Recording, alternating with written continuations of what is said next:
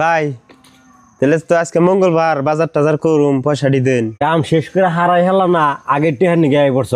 কত টাকার কাম হয়েছে? এই সপ্তাহে কাম করছি, টেয়া হয়েছে 4500। 4500 টাকার কাম হয়েছে? হ্যাঁ 4500। আচ্ছা 4500 টাকার কাম হয়েছে, যদি তাহলে এক কাম করো, অবদত বাজার করবার নিগে 1000 টাকা নিয়ে যাও।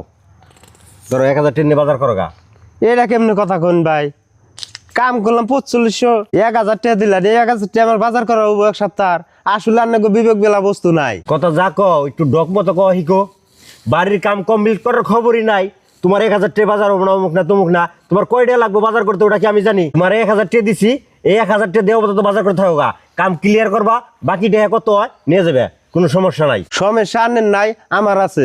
আর আনের টেহা তো আমি চাইতেছি না, আমার টেহা আমারে দেবেন। আমি কি টেহা অ্যাডভান্স চাইতেছি আনের টেন? আমার তো আজিরে ফেসাল ভাল লাগে না। কি এর আজিরা পেশাল? তোমার টেহা কি নিব, তার টেহা হেতে নিব।